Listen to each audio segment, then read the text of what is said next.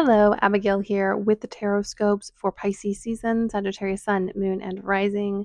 My Sagittarians, this Pisces season is not only a really intense season because of the eclipses, but we also have Venus stationing retrograde, Mercury stationing retrograde. Venus and Mercury are traversing very similar paths, as well as Mars stationing direct on the 23rd, right as we kind of kick off Pisces season, 5 days in. So it's going to be a lot. I will say, bright side for all of you, the cards are actually, compared to everyone else's, incredibly progressive and positive. Not that the other signs don't have good things coming, they just have a lot to work through. And there's some good stuff in here. Doesn't mean it's going to be easy per se, but it does mean that you're getting some progress that you haven't. I think this has a lot to do with the nodal square. So the nodes are squaring, Gemini and Sagittarius. These types of moments bring out the best and the worst. And I think in Pisces season, you're going to get some of the best, which I think is exciting. It is going to be intense, it is going to be extreme, but it feels like there's a lot of abundance and goodness in this moment of chaos for you. I also feel it has a lot to do with Jupiter stationing direct in Gemini. Jupiter in Gemini is sort of a wild card Jupiter. So we don't always know what we're going to get. I find Jupiter and Gemini is very jokester. There's a lot of kind of like low-key and trickster energy in a Jupiter and Gemini, and it feels like Jupiter and Gemini is feeling a little more spicy, a little more abundant, a little, more treats and less tricks. So I'm excited, but let's kind of run down the timeline just so you kind of have, I don't know, an orientation of what's going to happen here. So we enter into Pisces season, Mars stations direct. We do have a couple months of that post shadow period, but we're finally moving ahead. Means that we're still going to be processing and moving through stuff, but Mars will be stationing direct. Me being like, please. The only people I've seen who are actually doing okay are Capricorn heavy people, which is funny. A lot of them kind of had a rough go at the very beginning. But for a lot of the Capricorns I know, they're like, yeah, it actually wasn't that bad. And a lot of it has to do with being Saturn ruled. That kind of like, oh, work, labor, things being hard, story of my life. Anyways, so you're not alone in feeling like you've been railroaded and dragged along. And then we have that new moon on the 27th in Pisces. This is a great moon to manifest and kind of set yourself up for the eclipses, because my belief is, and a lot of other astrologers and energy works belief, is there's not really much you can do as far as control in eclipse season. The universe kind of just takes you and puts you where it feels is best for you. It realigns your path. And the intensity of that realignment is really based on where your natal lunar nodes are. So the north and the south node. If they are in Sagittarius and Gemini like mine, I'm going to be going through a nodal square. And so that changes the vibe of the eclipses for me. And if you have a different sign, that kind of interconnection helps. If you're in an inconjunct sign, this, while it doesn't mean things don't happen, it does relieve some pressure. A lot of times inconjuncts are seen as like a lack of connection and an inability to do things, but sometimes we don't need to do things. Also, sorry, y'all. I'm feeling very chatty and rabbit traily, so buckle up. Also, a tickle in my throat. All right, then we have Venus stationing retrograde on March 1st. It's going to be a lot. The pre-shadow period that we're already in has been doing the most. I will say, bright side, if you're someone who's had this really working on you, sometimes it's a little easier once you get into eclipse season if you've already had kind of the rougher stuff happening. And if you are a Pisces Venus or a Aries Venus or a Mercury Venus or a Pisces Venus, later degrees Pisces, early degree Aries, you're in your Mercury or Venus return and going to be going through it a little extra. That's a little tidbit for you. And then Mercury moves into Aries on the 3rd. On the 14th, we have that total lunar eclipse in Virgo. This one is a heavy hitter. Just know this. Buckle up. Prepare yourself as much as you can, and then let the universe do what it wants. Then we move into Mercury stationing retrograde the very next day, which is also important because Mercury is the ruler of that moon, which will be stationing at the same time. So there's this multi-level story. You can always watch my weekly videos if you want to know more about these things as they happen. Then we go into Aries season. Obviously, between all these big events, there are a bunch of other events that are also important, but these are the major transits and happenings of this Pisces season. And now let's get into what you all are here for. The cards. Well, you're also here for the astrology. And it is papillon, which is the French word for butterfly. And it says, your courage will be rewarded. And I feel, partially from the Sagittarians that I know, but also just in general, I do feel that you have been asked to be brave a lot in the last few months. And it feels like some of that reward is coming in. You're going to start to see the fruits of your labor in Pisces season. Also, remember that Pisces season is the last zodiac season. So we are finishing things up, we are wrapping things up. Um, Once again, depends on your very specific chart how wrapping up this feels. But I think in general, Sagittarians and people with Sagittarian placements are going to reap some really beautiful rewards in unexpected places, which is a very Jupiter and Gemini thing. So this is a beautiful time of expansion. It does feel as though you all have been cocooned for a second or two, and you're finally able to break out of that cocoon and spread your wings in Pisces season. And you're being set up, to enter into Aries season, which happens in the eclipse portal. So it's going to be even more riotous than your normal average Aries season start. That spring equinox is going to be popping off. So we start off with our little Ace of Cups. This is a beautiful card. It speaks of new beginnings. It also speaks of a refresh emotionally. This is a good season because the Ace of Cups doesn't really require action. It requires intention. It requires emotional investing. You might not have to do something physical, but a belief in something, a desire, an emotional revelation, emotional kind of rebirth, an ability to suddenly be like, wow, I have so much more capacity, or I can feel things in a new way. This is what Pisces season is ushering in. This Ace of Cups also really feels like that new moon in Pisces. So definitely observe it in whatever way is comfortable to you. Oh, a red tail hawk just lets my winning window. And you're like, Abigail, why is a red tail hawk a big deal? I live in New York City. And the pigeons are mad. Like I said, I have ADHD, y'all. This is what it is. So we have this Ace of Cups. There's something new and fresh, and it kicks off at the beginning of the season. This specific set of cards feels very chronological. Doesn't always happen. Sometimes it's like an amalgamation. Sometimes it's like the last and the first card are the most important. But in this one, it feels as though we are moving through the astrology very one to one. So at the beginning of Pisces season, open yourself to new things. Be less suspicious of new things. A lot of my Sagittarians, especially in the year of strength last year, that was a numerological card, were like, I neither trust nor believe in anything anymore because everything has been so hard. It's time to believe again. It's time to trust again. It's time to listen to your instincts and to open yourself up to receive the things that you've been working for, to believe that they are already here, which I know is a hard ask, but they are already here because we have a Queen of Pentacles.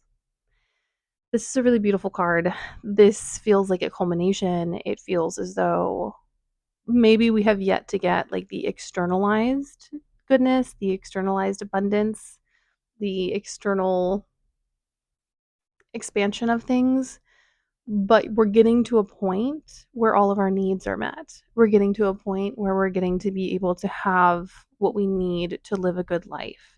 Not quite to the excess point yet. And also, it's important to note that I think this is a time to invest in your personal comfort, in your personal happiness. And you're like, well, I'm trying to plan for the future. Yes, but the future will come on it in its own time.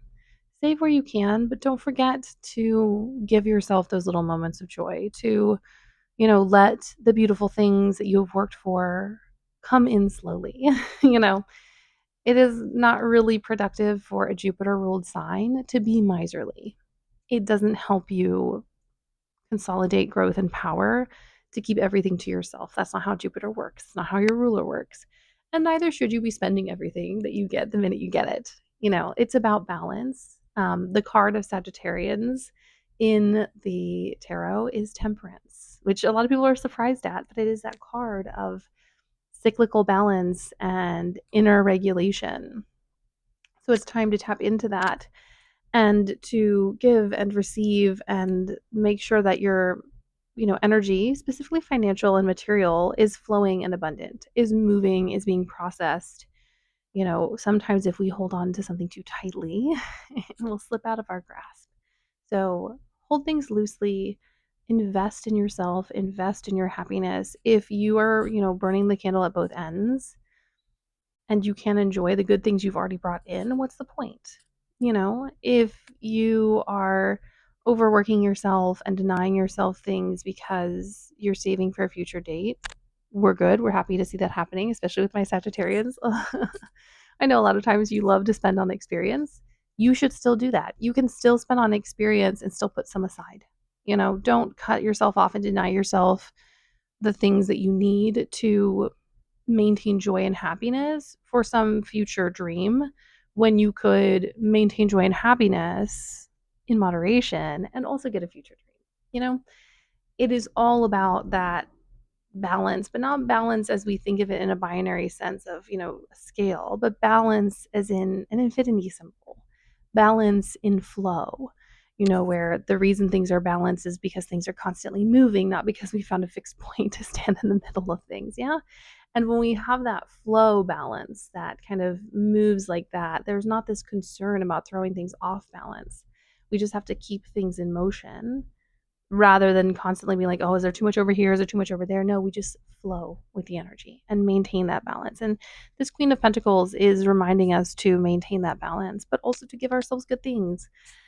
I don't believe that, currency of any kind is a form of energy. Energy of any kind, it can be a form of currency. If you hoard and stagnate your currency, maybe you will attain physical things, but you will miss out on the energetic spiritual things. And if you're here listening to my video, I feel like that would be important to you. So yeah, just a reminder to keep flow and balance, and also make sure that we are feeding ourselves, that we are caring for ourselves, that we're not letting, some really big dreams and desires starve the now.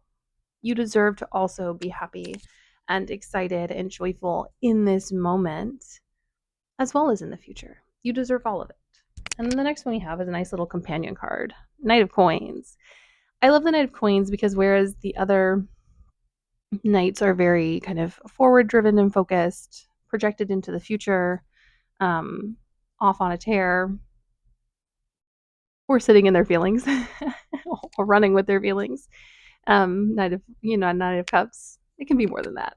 But this Knight of Coins is someone who is really thinking and processing and making conscious decisions. And I love the reason I'm intently staring at this card is it has a counting tool on it. They are on this magical mythical salamander who is super cute, and they are also counting and planning and kind of balancing the books.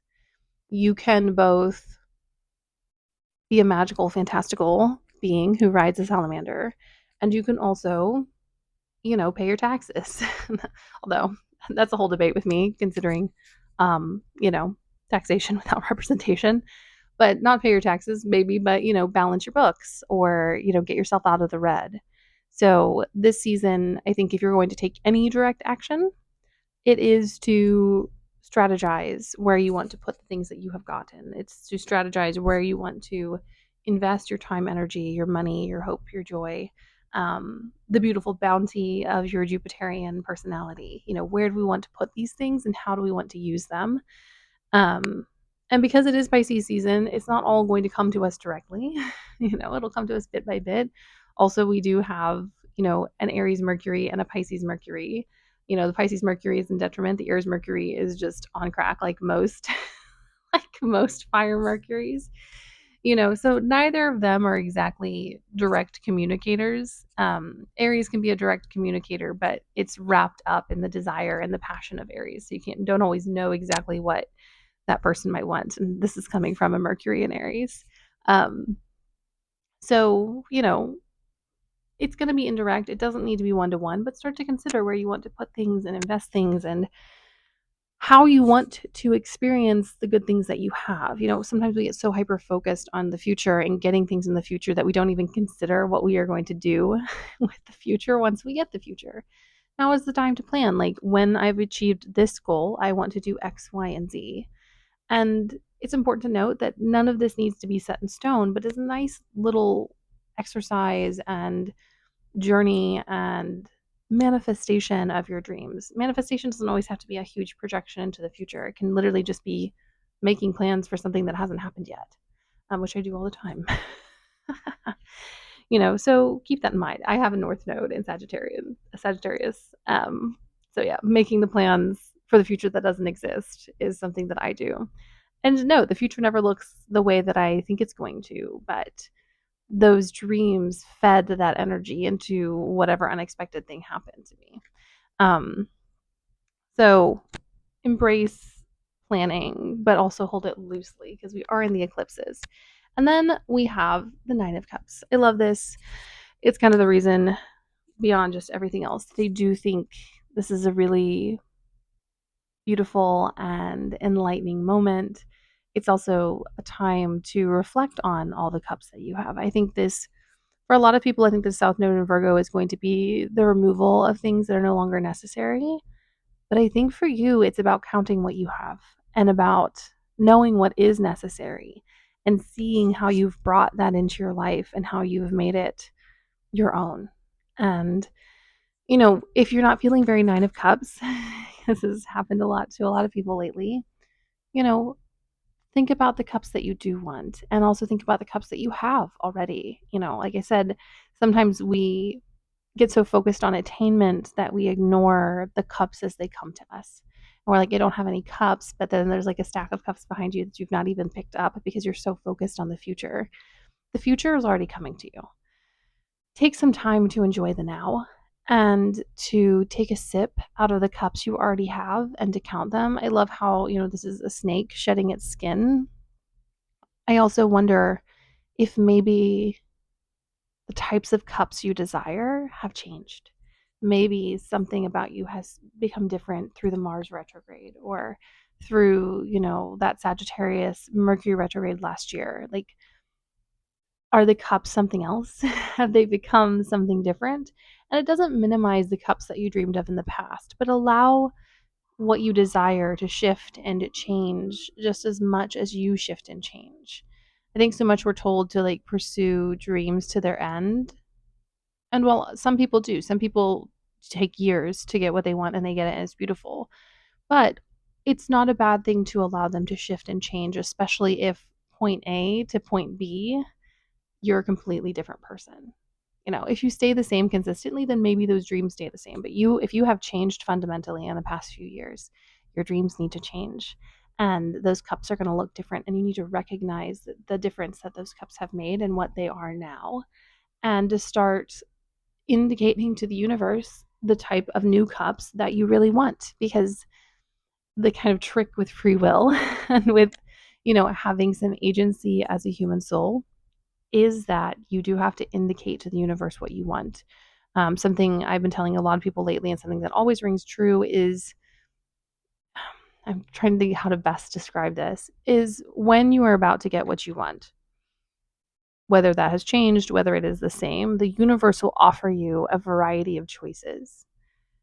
And it's them kind of, not just them sorting through knowing what you want, but making sure that you know what you want and you're ready to receive what you're going to get. In this season, it feels like you're going to be offered a bunch of really wonderful cups. And it's up to you to select the cups that you truly want, not just so you get what you want, but so that the universe knows that you are ready for what you desire. Because sometimes we are not ready for what we desire. A lot of times we want something, and we get it down the road and we're like, wow, I wouldn't have been ready for this when I started wanting it. So that kind of balance. And then last but not least, we have the World. It is a beautiful card to wrap up this Pisces reading as we are in Pisces season. This is, endings and beginnings all converging at once. This can be a really liberating card and also kind of terrifying because we just don't know what's coming, and we also don't know what's being started, and we also don't really know what's being ended. But know that some really massive cycles, and I think for some of you, a lot of this is past life cycles. You can ask me about that in the comments if you want. Um, Too long to explain here, but a lot of you are finishing up a lot of past life cycles, ending things with people, beginning things with new souls now that you have ended things with souls that you needed to finish that contract with. Um, so it's a really beautiful moment. Allow things to end, allow things to begin, and, enjoy the journey. Enjoy what you get to do in this Pisces season because there's a lot for you to do. I don't think you need to actively pursue it and track it down. It will come to you. Do the things when they come to you.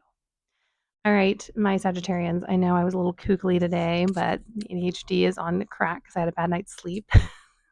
And no, that doesn't make sense. Anyways, I love you all. Blessed Pisces season. Ask me any questions you have in the comments. Please please subscribe. It makes my day. And I will see you in a different space and time.